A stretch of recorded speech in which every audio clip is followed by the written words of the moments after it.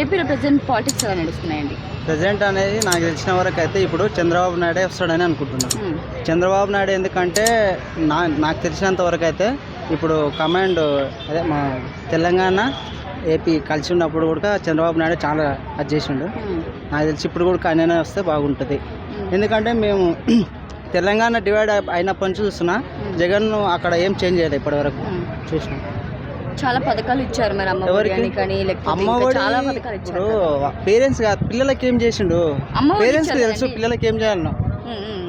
ఈయనంది చేసేది పిల్లలకి జాబులు ఇవ్వాలి ఫస్ట్ ఆఫ్ ఆల్, అక్కడ డెవలప్ చేయాలి. అది లేదు ఫస్ట్ అక్కడ. ఇప్పుడు అది ఉంటే ఇప్పుడు ఇక్కడ ప్రతి ఫెస్టివల్ వచ్చిందంటే ఎంతమంది ఎస్ఆర్ఆర్లో అమీర్పేటలో వెళ్ళిపోతున్నారు. ఎంత ఇన్కమ్ వస్తుందో తెలుసా? ఇన్కమ్కి మా తెలంగాణకి వాళ్ళ వల్ల ఎక్కువ ఇన్కమ్ వస్తుంది ట్రావెలింగ్ ద్వారా ఇట్లా.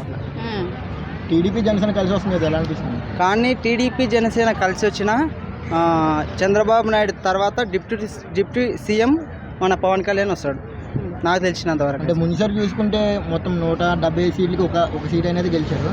ఇదే 24 సీట్లకి ఎన్ని సీట్లు గెలుస్తారు అనుకున్నారు? ఎవరు 24 సీట్లకి ఎన్ని సీట్లు గెలుస్తారు జనసేన పార్టీ? జనసేన పార్టీ 24 సీట్లకి నాకు తెలిసి 15 సీట్లు అయితే వస్తుంది. ఎమ్మెల్యే సీట్ గెలిచి అసెంబ్లీకి వెళ్తారంట. వస్తాడు, ఖచ్చితంగా వస్తాడు.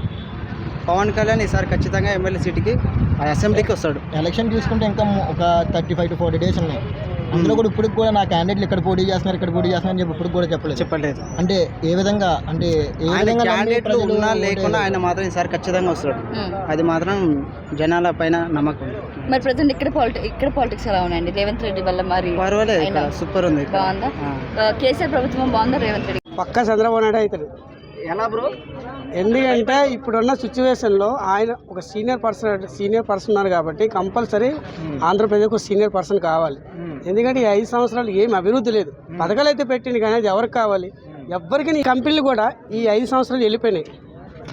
కియో కంపెనీ లేపేశారు. అమరాజ్ ఆ కంపెనీ కూడా వెళ్ళిపోయింది. HCL కంపెనీ ఉండేది ఈ గన్నవరం, అది కూడా తీసేశారు. ఇంకెక్కడ ఉన్నాయి మన కంపెనీస్? ఐటీ సాఫ్ట్వేర్ అస్సలు లేదు. ఈ టైంలో మనకు కంపల్సరీ కావాల్సింది చంద్రబాబు రావాలి.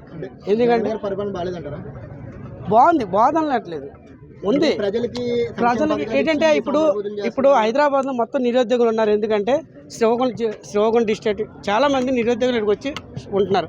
వాళ్ళు ఎందుకు వచ్చేస్తున్నారంటే జాబులు లేక, ఇక్కడ ఒక్క జాబులు లేక ఇక్కడ వచ్చేస్తున్నారు. చాలా ఫేస్ అవుతున్నారు ప్రాబ్లమ్స్తో. అంటే ఇప్పుడు సంక్షేమ పథకాలు ఇచ్చి ప్రజల్ని సోమరిపోతులు అది అయితే బద్దకిష్టం చేసాం. ఇప్పుడు వాలంటీర్ పోస్ట్ అంటున్నారు.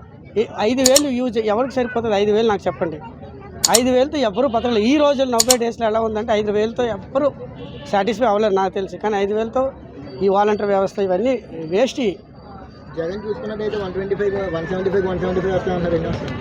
అది అనుకోవడం తప్ప ఈసారి అయితే రాదు. ఒక టైంలో అయితే వచ్చింది కానీ ఇప్పుడైతే ఏం రాదు. మనం చూసుకున్నట్టయితే మీది శ్రీకాకుళం అంటున్నారు, రాజమంటున్నారు.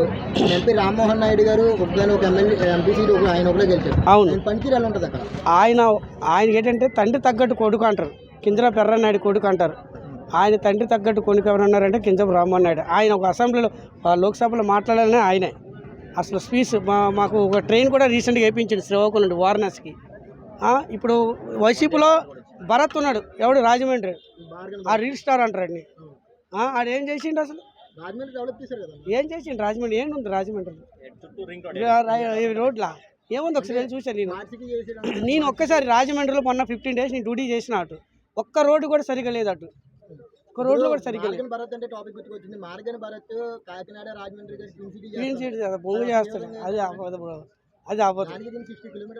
అవును, అది ఎవరి వల్ల సాధ్యమైంది ఇన్ని రోజులు చెప్పండి? అస్సలు కాదు అది. మరి జనసేన గారికి 24 సీట్లు ఇవ్వడం మీద మీ అభిప్రాయం ఏంటి? ఇప్పుడు ఏంటంటే జనసేనకి 24 సీట్లు ఎందుకు ఇవ్వడం అంటే ఇప్పుడు మొత్తం టీడీపీ వాళ్ళకి ఇచ్చేస్తే మ్యాక్సిమం జనసేన వస్తలేదు తెలియదు. ఎందుకంటే అందరూ ఓట్లు వేస్తారని నమ్మకం లేదు జనసేనకి.